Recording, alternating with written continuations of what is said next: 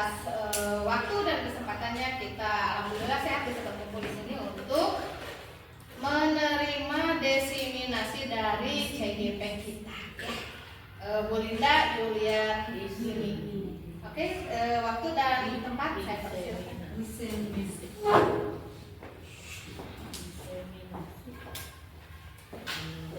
Baik, terima kasih atas kesempatannya kepada moderator, dan di sini kita akan mulai saja ya. Bismillahirrahmanirrahim. Assalamualaikum warahmatullahi wabarakatuh. Waalaikumsalam warahmatullahi wabarakatuh. Yang saya hormati Ibu Kepala Sekolah SD 274 Cempaka Arum atau yang mewakilinya, yang saya hormati Bapak dan Ibu guru serta beserta staf SDN 274 Cempaka Arum.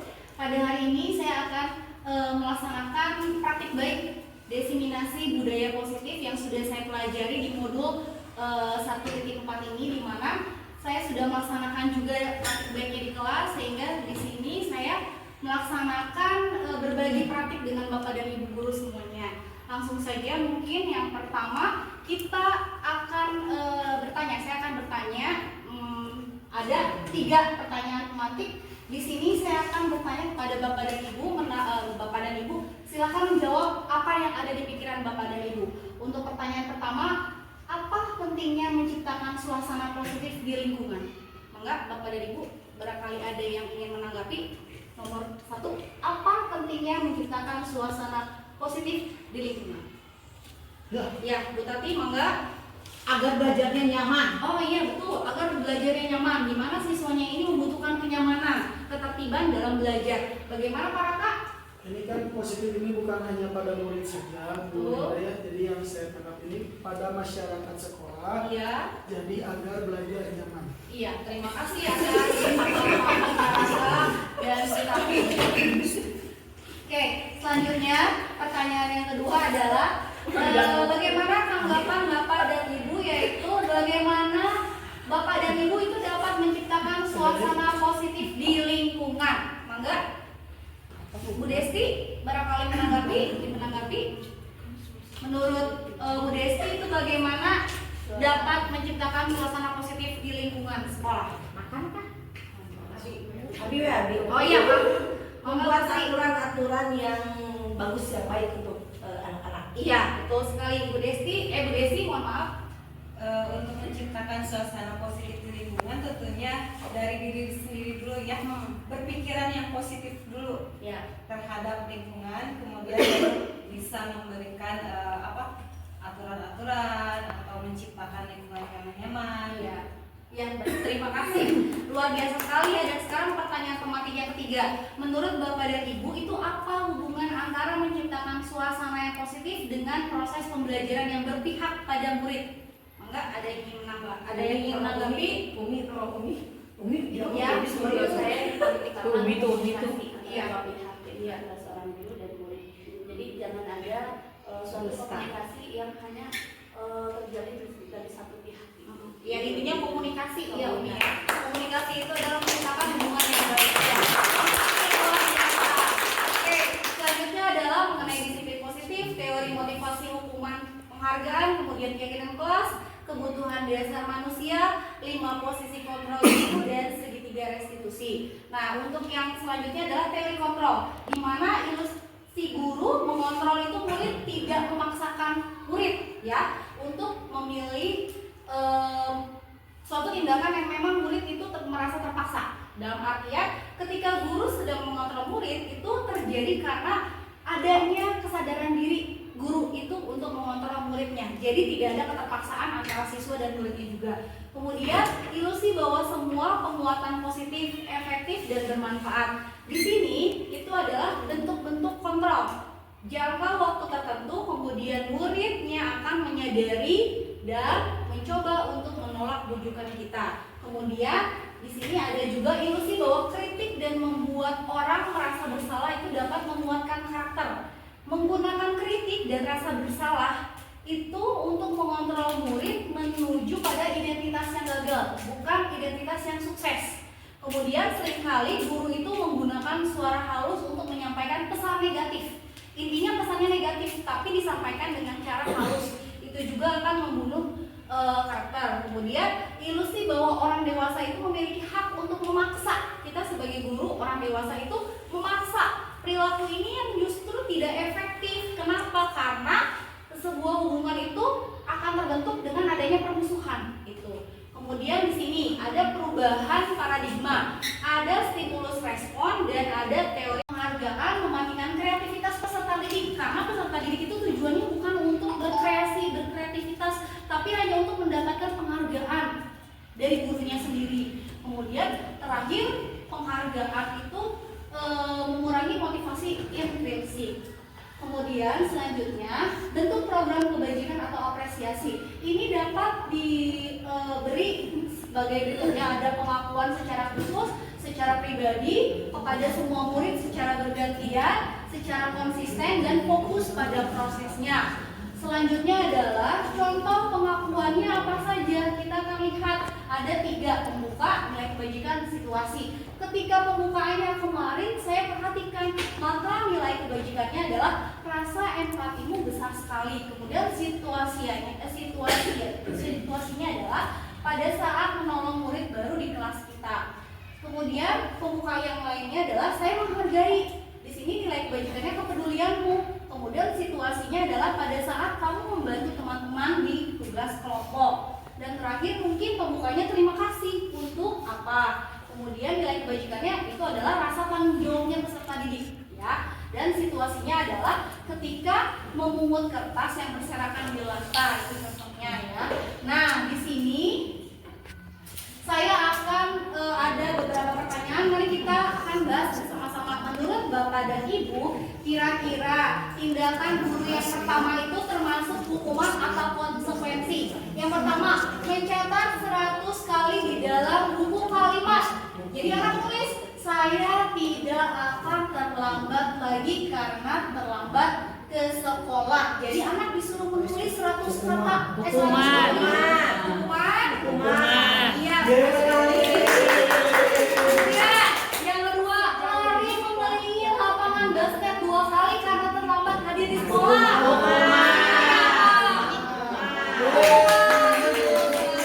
Yang ketiga, murid diminta untuk push up 15 kali karena tidak menggunakan masker ke sekolah. Iya. Mengganti kertas tugas teman yang telah dicoret-coret. Iya. Kemudian membersihkan tumpahan air di meja tulis karena tersenggol pada saat belajar. Selanjutnya pertanyaan, murid disuruh untuk mengenakan sepatu seharian di sekolah karena tidak mengenakan sepatu hitam. Lari mengelilingi lapangan basket 2 kali karena terlambat semuanya.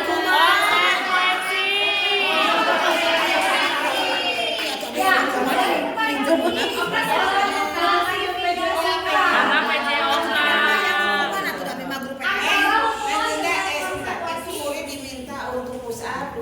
karena tidak, memang sudah ada peraturannya di sekolah kita, ada di sekolah tersebut atau di kelas itu ada peraturan harus wajib memakai masker. Apakah diwajibkan sebelumnya itu hukuman itu? Oh, ini misalkan, ada contoh tindakan. Iya, jadi Ya. maksudnya tindakan itu nih harus disesuaikan. Ya. Kalau memang kita ada peraturannya, itu harus disesuaikan dengan peraturan. Ya. Jangan keluar dari aturan yang ada di sekolah. Ya. Ini saya kayak tindakan gurunya disesuaikan dengan ketika COVID yang kemarin. Ya, maksudnya itu karena jadi Sifat terencana atau bersifat tidak terencana atau tiba-tiba. Kemudian anak atau murid tidak tahu apa yang akan terjadi dan tidak dilibatkan. Kemudian hukuman juga bersifat satu arah dari pihak guru saja. Dan terakhir hukuman yang diberikan itu berupa fisik maupun psikis atau anak itu disakiti oleh perbuatan atau kata-kata yang menyakitkan. Nah, sementara di dalam konsekuensi ini sudah terencana atau sudah disepakati, sudah dibahas atau sudah disetujui oleh murid atau guru. Kemudian bentuk-bentuk konsekuensi dibuat oleh pihak guru atau sekolah dan murid yang memang sudah mengetahui konsekuensi yang akan diterima bila melakukan pelanggaran atau kesalahan. Dan terakhir, murid tidak dibuat tidak nyaman dalam jangka waktu pendek. Nah, selanjutnya di sini adalah restitusi, sebuah cara menanamkan disiplin positif pada murid. Di mana restitusi ini adalah proses menciptakan kondisi bagi murid untuk memperbaiki kesalahan mereka, sehingga mereka bisa kembali pada kelompok mereka dengan karakter yang lebih kuat menurut dosen pada tahun 2004. Nah, ini adalah beberapa restitusi. Restitusi itu bukan menebus kesalahan, namun belajar dari kesalahan yang perlu kita ingat. Kemudian restitusi itu juga adalah memperbaiki hubungan antara pendidik dan peserta didik. Nah, selanjutnya restitusi juga adalah sebuah penawaran, bukan paksaan kepada peserta didik yang memang peserta didik itu harus dipaksa oleh aturan kita, ya.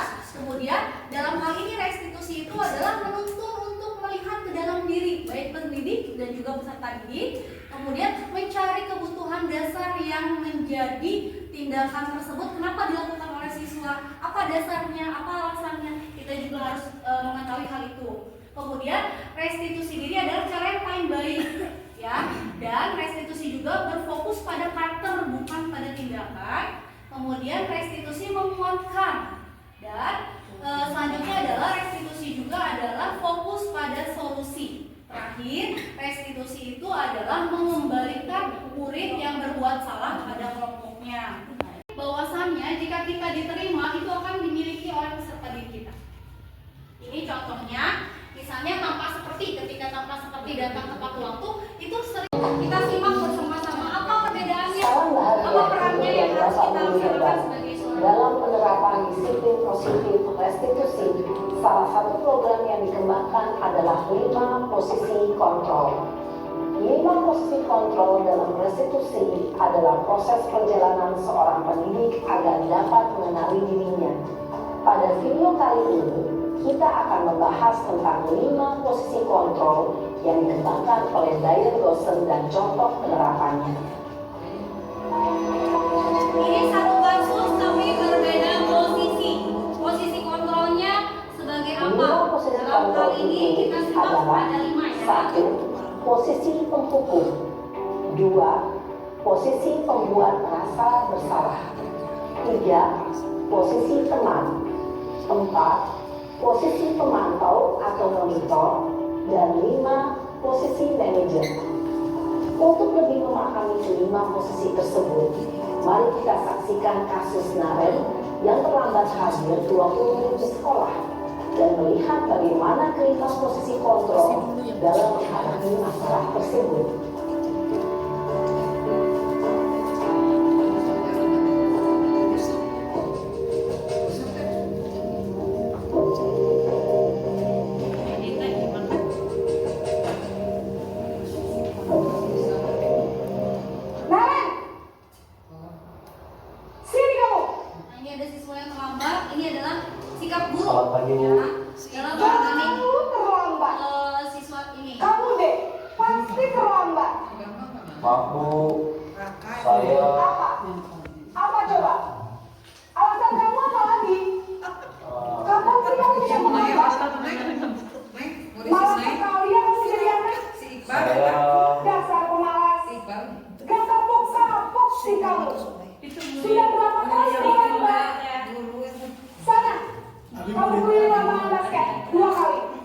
Kenapa saya harus ke lapangan basket, Bu?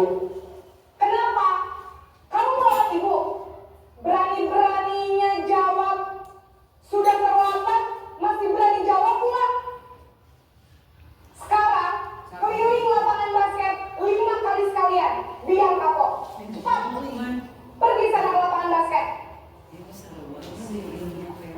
Posisi penghukum biasanya berbicara dengan nada tinggi, menghardik, menunjuk-nunjuk, menyakiti, dan menyindir.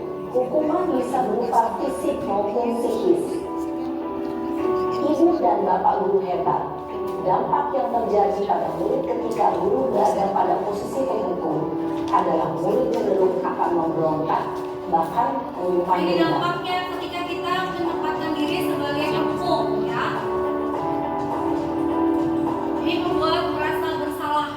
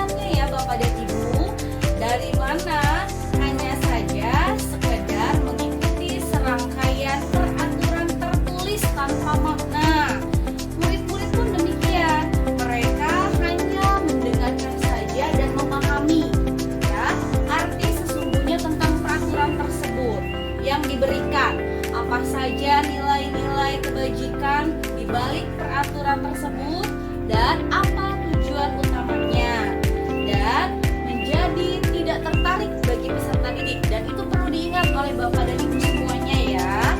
Atau mereka itu takut hanya sekadar mengikuti serangkaian peraturan yang memang mereka tidak tahu apa tujuannya.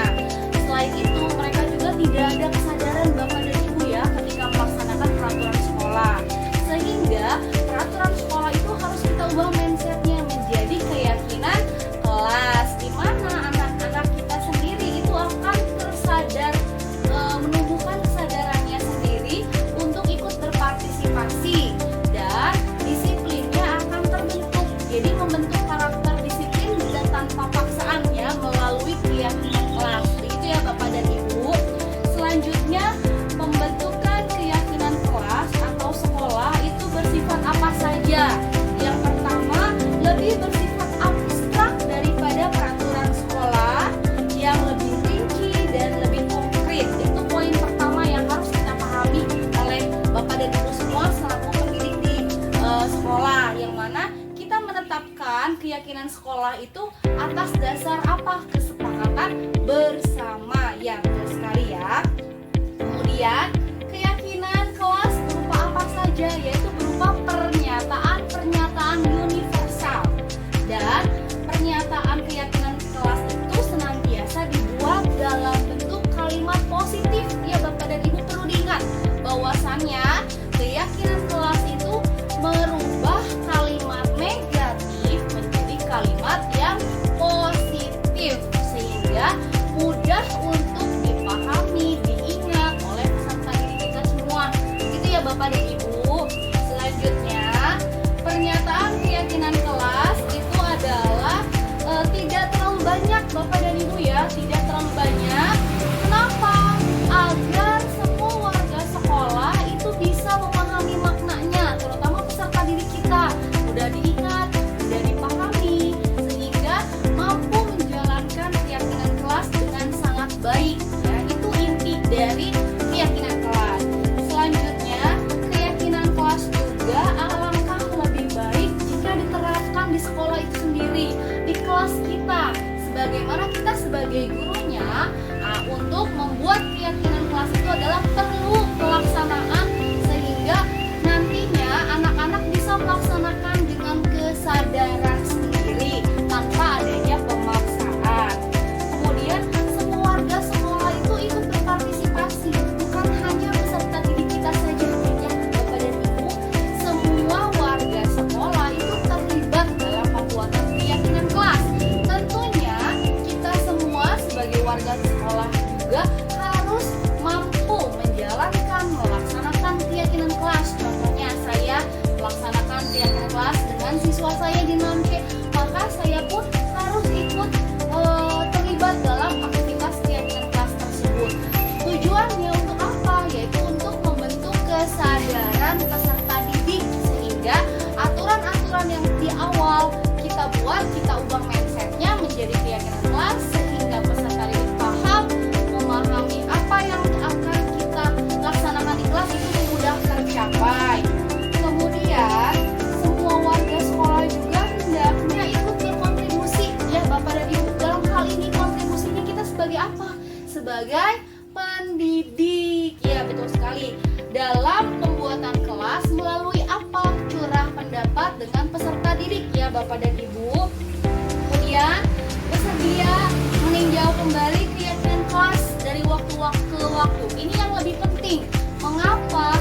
Karena setiap waktu itu mungkin ada perubahan dalam diri peserta didik, sehingga kita harus memantau keyakinan kelas dari waktu ke waktu ya Bapak dan Ibu. Nah, adapun prosedur pembentukan keyakinan kelas atau sekolah ya Bapak dan Ibu, perlu dipahami bahwasannya prosedur pembentukan keyakinan sekolah atau kelas ini ada 5 ya. Yang pertama itu menggali dari peraturan-peraturan yang perlu disepakati, terutama di kelas, atau yang lebih luas jangkauannya di sekolah gitu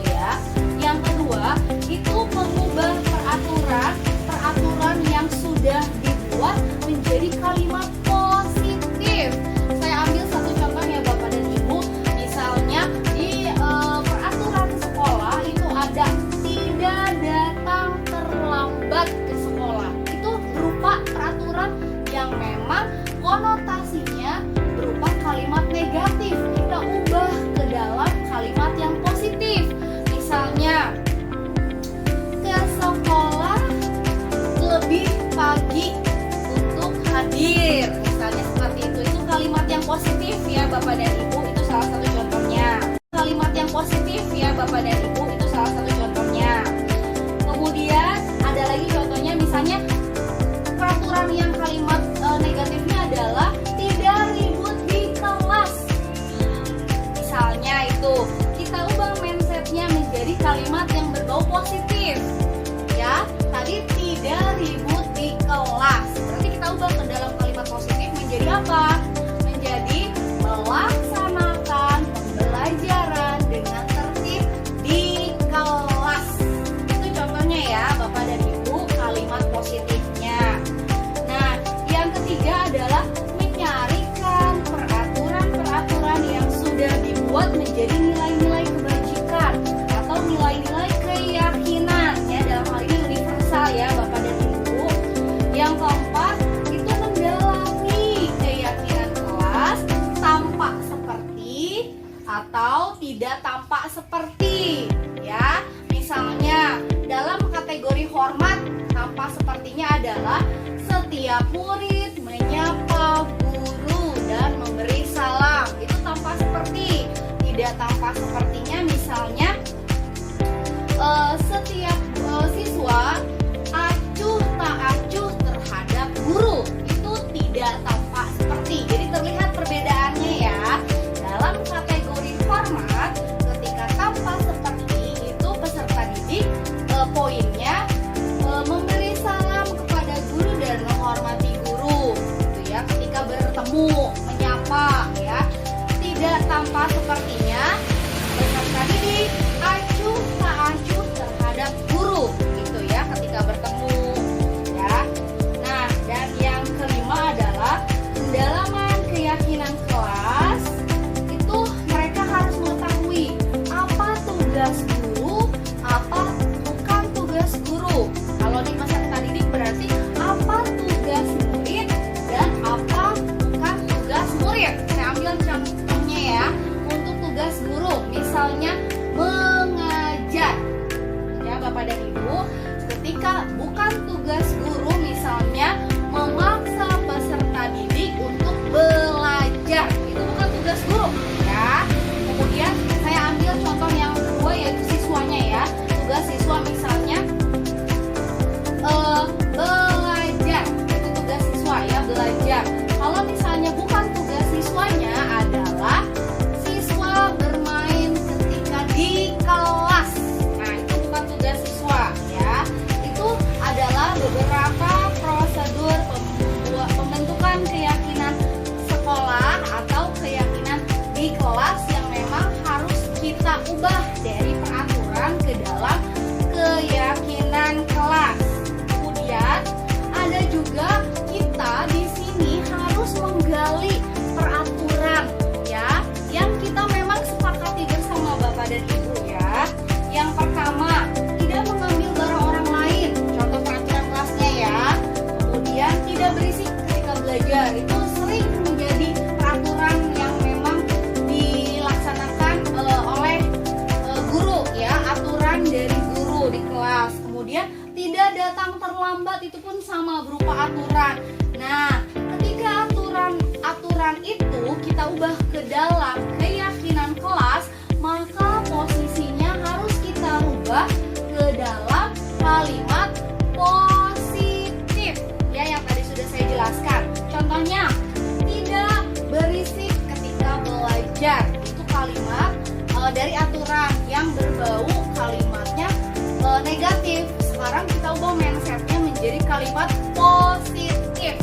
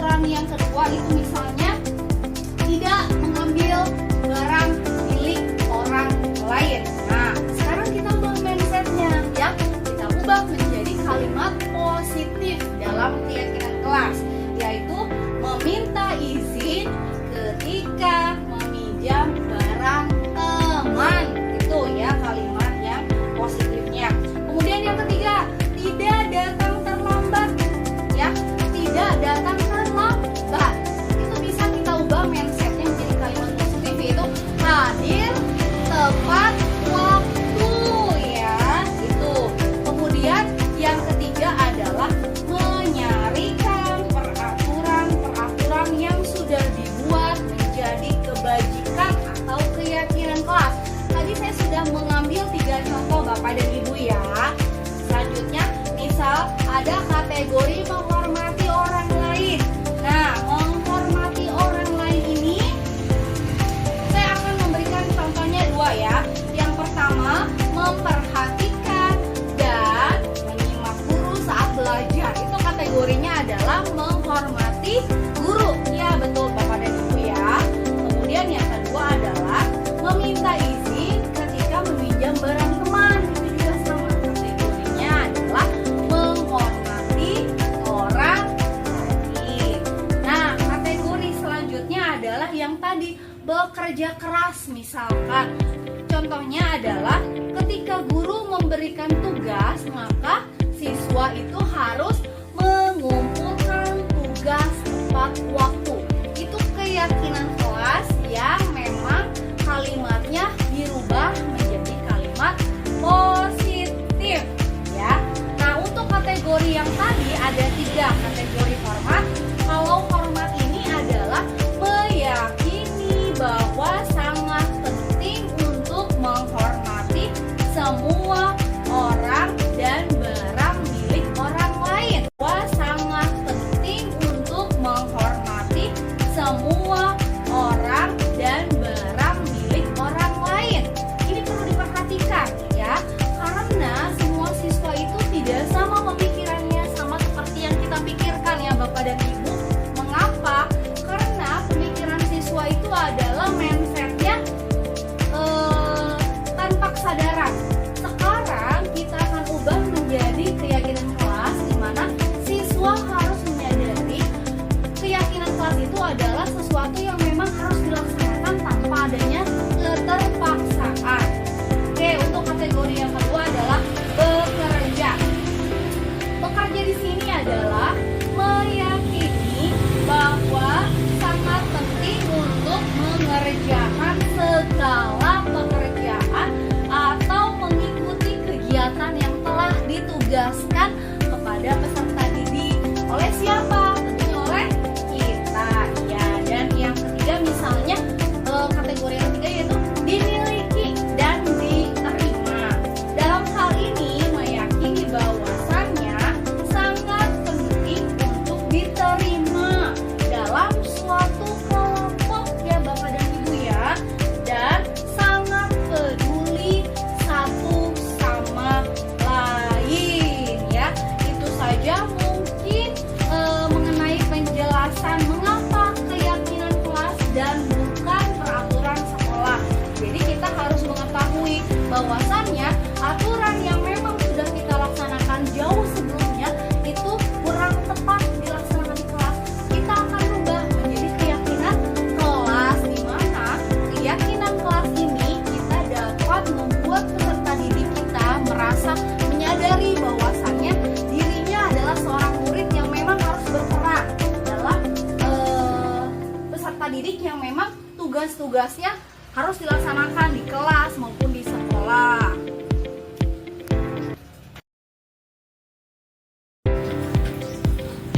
Baik, Bapak dan Ibu, tadi seputar materi atau teori yang sudah saya sampaikan. Mudah-mudahan ini menjadi satu pengalaman kita bersama, di mana kita itu tidak hanya mahir dalam teori saja, namun harus kita praktekkan dalam kegiatan sehari-hari di kelas tentunya ya Bapak dan Ibu. Kemarin saya sudah membuat rancangan aksi nyata ya mengenai budaya positif ya. Dalam hal ini saya menerapkan kegiatan budaya positif tersebut di kelas saya, yaitu di kelas 6C di SDN 274 Cempaka Arum. Tentunya budaya ini saya laksanakan di kelas berdasarkan acuan visi sekolah yang sudah kita rumuskan bersama sebelumnya ya. Jadi memang sudah sejalan dan dilihat dari salah satu indikator yang memang peserta didik di kelas saya ini agak kurang dalam hal kesadarannya ya Bapak dan Ibu, sehingga kemarin saya berencana untuk melaksanakan rancangan tindakan aksi nyata ini mengenai kepedulian lingkungan. dan sudah saya laksanakan di kelas gitu ya Bapak dan Ibu. Jadi budaya positifnya sudah saya rancang, kemudian sudah saya praktekkan di kelas saya, yaitu kelas 6C, di mana jumlah peserta didiknya adalah sebanyak 26 siswa ya, yang terdiri dari 15 siswa dan 15 siswa perempuan, 15 siswa laki-laki dan 11 siswa perempuannya ya, mohon maaf. Jadi saya tekankan untuk jumlah siswa di kelas saya adalah 26 totalnya, tapi terbagi antara laki-laki dan perempuan. Laki-lakinya berjumlah 15 dan perempuannya berjumlah 11 orang ya. Saya sebelumnya sudah membuat rancangan tindakan aksi nyata untuk materi budaya positif ini, yaitu membangun kesadaran peduli kebersihan lingkungan. Itu yang saya ambil Bapak dan Ibu ya. Mungkin di benak Bapak dan Ibu semuanya bertanya-tanya, mengapa Bu Linda menjalankan aksi nyata ini adalah membangun kesadaran peduli lingkungan? Karena di kelas saya sendiri ini adalah anak-anaknya kurang dalam kesadaran kepedulian terhadap kebersihan lingkungan di kelas, di sekolah. Maka dari itu indikator tersebut saya angkat ke dalam aksi nyata budaya positif yang sudah saya laksanakan. Ini untuk rancangannya dilatar belakangi kenapa ya? Itu mungkin yang jadi pertanyaan Bapak dan Ibu semuanya ya. Jadi lingkungan ini adalah sebetulnya lingkungan yang sehat ya. Salah satu faktor pendukung dalam menciptakan pembelajaran yang nyaman. Itu poinnya. Karena dalam hal ini jika peserta didik merasa lingkungannya tidak nyaman, maka akan mengganggu proses pembelajaran. Itu latar belakangnya ya. Kemudian di mana saya beranggapan bahwasannya kebersihan dan kenyamanan sekolah itu sebetulnya bukan tanggung jawab petugas kebersihan, bukan tanggung jawab siswa yang piket. Semua warga sekolah itu harus bertanggung jawab dalam menjaga kebersihan dan menciptakan kenyamanan di lingkungan sekolah. Terutama saya sebagai gurunya berarti di kelas ya. Dan dalam pelaksanaannya itu sering sekali saya melihat ya Bapak dan Ibu, sedih sekali. Kenapa? Karena saya melihat sendiri siswa saya kurang menyadari terhadap kebersihan lingkungan sekitar. Bahkan saya sering melihat anak-anak di sekolah kita ini ketika jajan di kantin, sampahnya dibuang sembarangan kemana saja, ke solokan, di bangku, di kolong bangku kelas. Nah itu yang menjadikan saya berpikir bahwasannya memang peserta didik kita ini kurang dalam kesadaran menjaga kebersihan kelas ya. Betul. Kemudian banyak di sekitar kita itu banyak siswa juga yang membuang sampah sembarangan. Betul ya Bapak dan Ibu ya. Kita merasakan hal yang sama. Kita melihat gitu ya, tidak jauh-jauh kepada peserta didik. Saya pun terkadang ketika habis makan permen, permennya buang aja di pinggiran itu ya. Nah itu pun menjadikan kita sebagai pendidik harus menyadari sebelum kita terjun ke peserta didik, kita harus menyadari apakah kita sudah membersihkan lingkungan, sudah menjaga kenyamanan ketika di sekolah. Itu yang harus kita sadari ya. Kenapa? Karena jika tidak diatasi, ini akan membuat lingkungan belajar di sekolah, lingkungan belajar kita menjadi kurang nyaman. Dan yang paling parah apa Bapak dan Ibu coba? Menjadi sumber penyakit ya. Itu yang akan menjadi satu masalah besar. Jika dari hal kecil kita tidak menyadari hal itu, maka akan terjadi masalah yang besar. Betul Bapak dan Ibu ya? Nah, dalam hal ini peran sekolah itu harus mampu menanamkan karakter peserta didik yang sebetulnya memang harus cinta lingkungannya, greget gitu ya ketika ada sampah tidak dibuang, ketika ada lingkungan yang kotor tidak dibersihkan, dan mereka itu harus menanamkan kecintaan terhadap lingkungan. Itu ya Bapak dan Ibu ya. Nah, berkaitan dalam hal ini, saya sebagai pendidik yang juga saat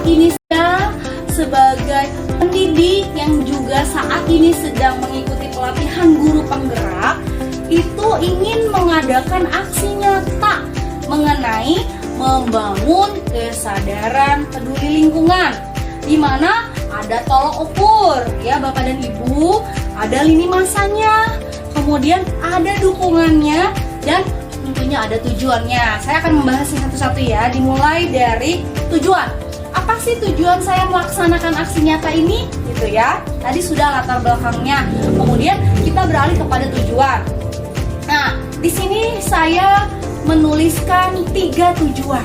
Yang pertama, menumbuhkan karakter siswa yang cinta lingkungan, ya, dimana mereka menyadari bahwa lingkungan yang bersih itu akan indah dipandang, akan asri gitu ya, tidak banyak sampah, bersih itu ya. Kemudian yang kedua adalah terciptanya lingkungan yang bersih dan nyaman Bapak dan Ibu ya. Dan yang ketiga adalah kesehatan semua warga terjaga. Karena apa? Karena tadi adanya kesadaran untuk cinta terhadap kebersihan lingkungan. Dari situlah akan muncul kesadaran bahwa kita harus menjaga kebersihan di sekolah ya, di kelas, karena tempat kita belajar itu harus nyaman bagi peserta didik. Nah, kemudian apa saja Bapak dan Ibu tolok ukurnya? Saya di sini menuliskan 3 tolok ukur yang memang harus dilaksanakan oleh siswa dalam aksi nyata membangun kesadaran peduli lingkungan. Yang pertama, siswa dapat melaksanakan tugas piket tanpa diminta. Jadi, setiap mereka selesai belajar, ada tugas piket yang harus mereka laksanakan, dan itu tidak disuruh Bapak dan Ibu ya. Itu merupakan kesadaran dari peserta didiknya sendiri. Itu ya, yang harus digarisbawahi ketika melaksanakan keyakinan kelas. Salah satunya adalah melaksanakan tiket kelas itu harus didasari kesadaran mereka sendiri. Tidak seperti ini, anak-anak jangan lupa setelah pulang sekolah kalian harus piket di kelas, harus menyapu, harus mengepel, dan harus membersihkan kaca. Tidak seperti itu ya Bapak dan Ibu ya. Dimana mereka setelah pulang sekolah di akhir pembelajaran itu mereka sadar sebelum mereka pulang mereka harus apa? Oh iya, saya harus piket. Dan piket itu secara bergiliran ya, tidak dilaksanakan dari Senin sampai Jumat setiap hari oleh siswa yang sama, tapi bergiliran ya. Itu menciptakan kesadaran bahwasannya setiap siswa harus mencintai lingkungan dengan menjaga kebersihan. Salah satu yang terkecilnya adalah itu tadi, piket bersama di kelas. Yang kedua, dimanapun mereka berada, di sekolah, di area taman, di lapangan, di perpustakaan, di area kelas, itu harus wajib membuang sampah pada tempatnya. Kenapa? Karena masih sedikit siswa yang sadar bahwasannya sampah itu harus mereka buang kemana? Ke tempat sampah. Tapi banyak siswa yang memang sembarangan saja dalam membuang sampah sembarangan ya. Jadi perlu diingat, kesadaran itu harus dibangun bahwasannya ketika ada mereka sampah, mereka jajan, kemudian sampah-sampah itu harus dibuang kemana ya? Harus dibuang ke tempat sampah gitu ya, bukan dibuang ke teman. Karena anak-anak plesetannya sampah dibuang kepada anak-anak, kepada temannya. Nah itu salah ya anak-anaknya, karena mereka suka bercanda gitu ya, tapi tiba-tiba dilaksanakan juga. Jadi sampahnya diberikan kepada teman-temannya, akhirnya yang membuang. Nah, tidak juga seperti itu ya Bapak dan Ibu. Nah, selanjutnya adalah yang ketiga, siswa menjaga dan merawat tanaman di kelas, di sekolah. Itu ya yang paling penting. Karena kini kita di sini ada taman, ada tanaman yang memang harus kita rawat, kita jaga, dan itu harus melibatkan peserta didik sebagai kesadaran. Di mana kesadaran itu harus ditumbuhkan dari diri sendiri, Bapak dan Ibu ya. Tugas kita itu adalah biar mereka sadar bahwasannya itu tugas setiap individu gitu, bukan hanya petugas kebersihan saja. Selanjutnya ada lini masa. Nah, lini masanya di sini saya mencantumkan ada 3 ya Bapak dan Ibu. Perencanaan program, kemudian berkoordinasi dengan pimpinan ya dan warga sekolah. Sebelumnya saya sudah meminta izin berkontribusi, yaitu dengan kepala sekolah, meminta izin, berkonsultasi, berdiskusi terkait aksi nyata yang memang sudah yang akan saya laksanakan dan sudah saya laksanakan gitu ya, dan ini sudah diketahui oleh Ibu Kepala Sekolah. Yang keempat adalah pelaksanaan program yang memang sudah saya laksanakan. Alhamdulillah berjalan dengan lancar. Mudah-mudahan kedepannya lebih baik dan konsisten. Mungkin yang terakhir adalah refleksi dan evaluasi. Setiap kegiatan Bapak dan Ibu harus perlu diketahui bahwasannya ada refleksi, ada evaluasi yang harus dilaksanakan bersama. Mengapa? Agar ini guru mengetahui sejauh mana rencana kita terlaksana dengan baik dan tolong ukurnya itu apa saja yang sudah tercapai atau mungkin belum tercapai tapi harus ditingkatkan. Nah, itu ya. Dan yang terakhir nih, apa saja dukungan? Ini yang paling penting Bapak dan Ibu ya. Yang pertama itu adalah kematangan program ya. Yang kedua adalah konsisten ketika pelaksanaan di lapangan.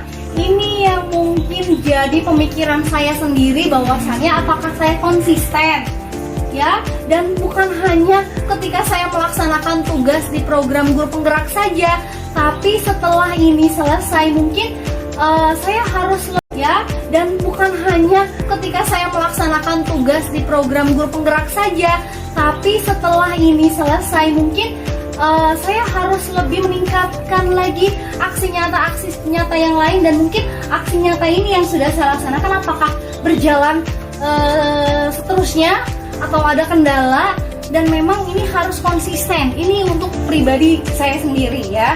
Mudah-mudahan kedepannya saya bisa melaksanakan dengan lebih baik dan konsisten gitu ya. Karena tujuannya bukan hanya saya melaksanakan aksi nyata ini saja, bukan, tapi karena memang ada tujuan, yaitu akan membina karakter peserta didik ke arah karakter building yang lebih baik lagi. Itu mungkin ya. Dan terakhir, ini yang paling penting adalah adanya kerjasama, kolaborasi semua warga sekolah ya, terdiri dari guru, peserta didik, kemudian warga sekolah yang lain yang memang ada di situasi yang sekolah saat ini, itu adalah butuh kerjasama kolaborasi dalam mewujudkan program ini. Mungkin itu tindakan aksi nyata yang memang nanti kedepannya akan konsisten saya laksanakan. Alhamdulillah di hari kemarin sudah saya laksanakan dan antusias dari peserta didiknya luar biasa sekali ya Bapak dan Ibu. Ya, itulah tadi setelah kita menonton video, berarti kita mengetahui 5 posisi kontrol yang tepat untuk siswa yang memang melaksanakan pelanggaran ketika di kelas ataupun di sekolah ya. Bisa sebagai penghukum, membuat orang bersalah, teman, pemantau, atau manajer. Namun yang lebih ideal adalah kita menempatkan posisi sebagai manajer ya. Selanjutnya, nah ini ada pernyataan-pernyataan. Misalnya yang pertama adalah saya kecewa sekali dengan kamu. Yang mengatakannya adalah membuat rasa bersalah. Nah, kemudian selanjutnya kita jawab bersama-sama Bapak dan Ibu ya. Kamu tidak pernah benar melakukannya. Kira-kira apa? 5 posisi hukum. Iya, betul sekali. Kemudian ayolah lakukan demi ibu dan bapak. Kira-kira apa ini? Teman. Iya. Kemudian apakah kamu mendapatkan stiker bintang hari ini? Itu sebagai apa ya? posisi kontrolnya mental. Bagaimana kamu bisa menyelesaikan masalah hari ini? Ini adalah sebagai manajer, betul. Dan terakhir, kamu selalu yang paling terakhir. Kira-kira apa Bapak dan Ibu? Adalah penghukum. Ya, jadi di sini kita memang harus tepat. Apakah sebagai teman, pemantau, manajer, penghukum, atau pembuat rasa bersalah. Namun yang harus kita pahami adalah tolong hindari sebagai pembuat orang merasa bersalah dan penghukum. Karena di sini yang paling ideal adalah sebagai manajer. Ya. Nah, ini adalah segitiga restitusi. Yaitu yang pertama menstabilkan identitas. Kata-katanya atau kalimat yang sesuai adalah setiap orang pasti pernah melakukan kesalahan. Lalu yang kedua, kamu bukan satu-satunya yang pernah melakukan hal ini, tapi ibu juga pernah. Nah, itu adalah kata-kata yang memang di tahap pertama, menstabilkan identitas. Yang kedua adalah tindakan, validasi tindakan yang salah. Ini bisa kalimatnya adalah kamu punya alasan mengapa melakukan itu.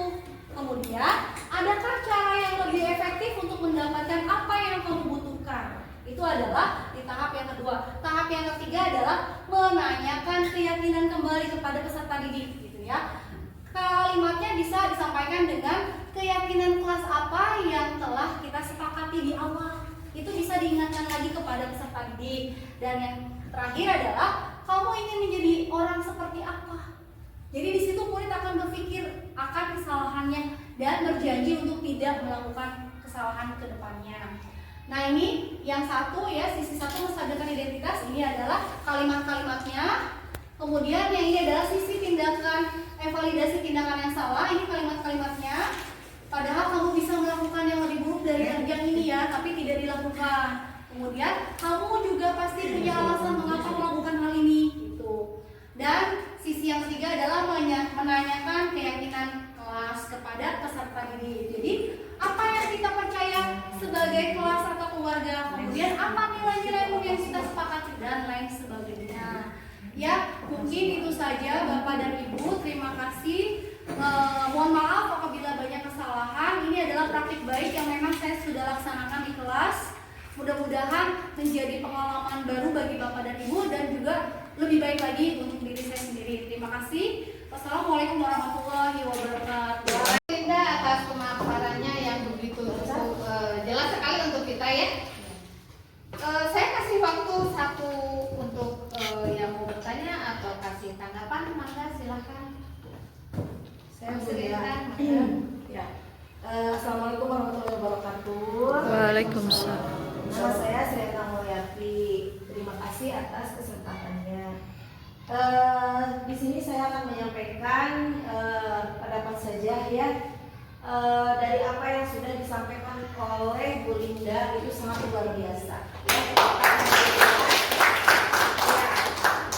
Ini membuka ya wawasan saya ya, karena selama ini mungkin masih banyak miskonsepsi ya terhadap penerapan disiplin positif di sekolah gitu ya. Nah, dengan apa yang tadi disampaikan oleh Bu Linda, saya tahu dimulai dari teorinya ya, dimulai dari teorinya bagaimana, kemudian ya langkah-langkahnya bagaimana, cara menanamkan disiplin positif itu di sekolah, dimulai dengan membuat keyakinan kelas. Kemudian kita juga harus tahu dulu ya 5 kebutuhan dasar itu terhadap anak itu bagaimana.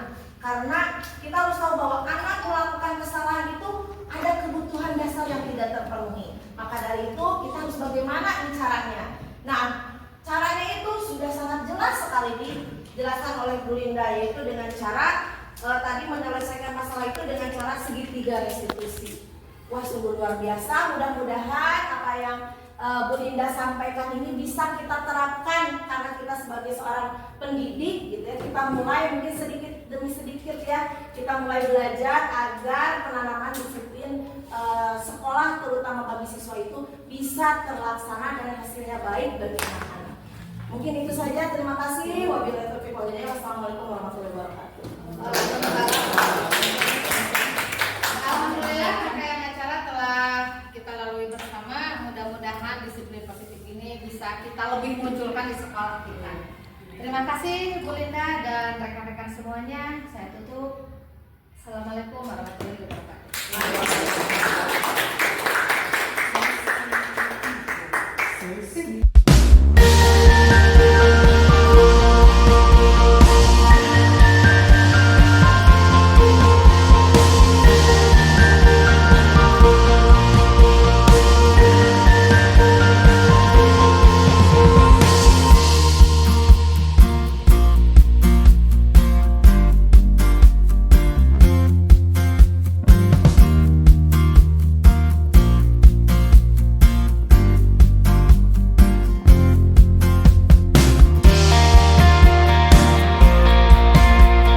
Sangat luar biasa ya materinya.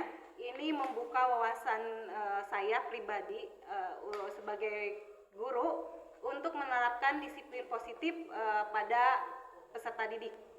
Nah, untuk materi yang Ibu sampaikan betul sekali bahwa disiplin positif itu perlu dilaksanakan dalam lingkungan sekolah ya. Dan itu terutama berawal dari diri sendiri, juga berkolaborasi dengan peserta didik. Jadi bagaimana kita menciptakan suasana kelas itu menjadi kondusif, aman dan nyaman, sehingga anak-anak itu bisa belajar dengan bahagia. Nah, karena kan tujuan untuk dari disiplin positif ini adalah untuk menciptakan anak sesuai dengan karakter dari profil pelajar Pancasila. Kemudian dari disiplin positifnya ada segitiga restitusi. Mungkin kita sebagai guru sebagai pengontrol ya, dan kita harus melakukan restitusi itu.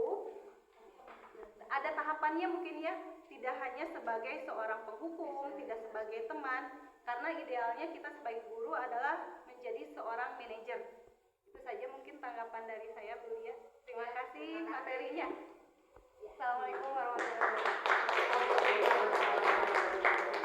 Terhadap anak-anaknya gitu ya. Kemudian yang ketujuh ada juga segitiga restitusi. Nah, ini mungkin yang harus kita tahu gitu ya, sebagai seorang pendidik harus paham bagaimana kita terhadap siswa, bagaimana kalau misalkan dia mempunyai bukan kesalahan ya, tapi mungkin aturan yang sudah dilakukan, bagaimana kita bertanya, bagaimana kita cara memberikan solusinya. Jadi kita bertanya tapi solusinya bukan dari kita sendiri, tapi dari siswa sendiri gitu, yang digali sendiri. Mungkin itu yang sangat luar biasa Bu Sinta, terima kasih ya. Jadi banyak sekali ilmu-ilmu kepada kita seorang pendidik yang benar-benar luar biasa, yang mungkin tadi kata rekan saya juga apaan itu ya, ada 5 gitu ya, 5 tentang posisi kontrol itu. Di sana mungkin kita yang pertama harus sebagai manajer ya, dimana di dalam tadi videonya manajer, sebagai manajer ada dicantumkan restitusi juga ya. Jadi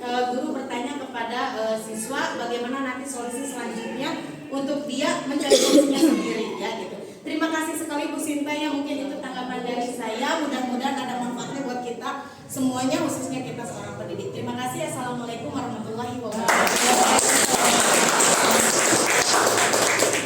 Ya, baik, terima kasih. Yang sampaikan adalah 5 posisi kontrol. Jangan sampai kita salah menempatkan diri sebagai guru yang memang menjadi penghukum bagi siswa. Tapi sebisa mungkin kita mengetahui kasus yang terjadi pada murid kita. Jadi kita di sini selaku pendidik bisa menempatkan sebagai posisi yang ideal. Yaitu posisi apa tadi Bapak dan Ibu? Manajer. Terima kasih, mungkin itu saja. Alhamdulillah. Assalamualaikum warahmatullahi wabarakatuh. Saya Lia Lisdayanti, rekan sejawat dari Bu Linda Yuliandini SPD yang hari ini telah melakukan diseminasi tentang disiplin positif. Hal ini menambah wawasan bagi saya dan menginspirasi bagi saya terkait dengan praktik-praktik baik yang telah beliau laksanakan, terutama di kelasnya. Mudah-mudahan semua bisa menjadi pencerahan untuk kita semua di sini di SDN 274 Cempaka Arum, agar semuanya bisa memaksimalkan potensi guru-guru yang ada dan menggali potensi-potensi murid yang ada di sekolah ini, agar muncul karakter-karakter positifnya atau disiplin-disiplin positifnya sesuai dengan profil pelajar Pancasila. Terima kasih. Assalamualaikum warahmatullahi wabarakatuh. Bismillahirrahmanirrahim. Assalamualaikum warahmatullahi wabarakatuh. Saya Sinta Asriati, rekan guru dari CGP Ibu Linda Yuliandini SDN 274 Cempaka Arum. Alhamdulillah tadi kita sudah mengikuti pelaksanaan kegiatan diseminasi budaya positif. Bagi saya itu merupakan suatu pengalaman yang berharga, di mana kita menjadi bahan introspeksi diri, kemudian menjadi bahan motivasi untuk kita bisa meningkatkan budaya positif di sekolah, terutama di dalam kelas kita masing-masing. Semangat Bu Linda, mudah-mudahan bisa membawa perubahan yang lebih baik untuk sekolah kita. Terima kasih. Assalamualaikum warahmatullahi wabarakatuh.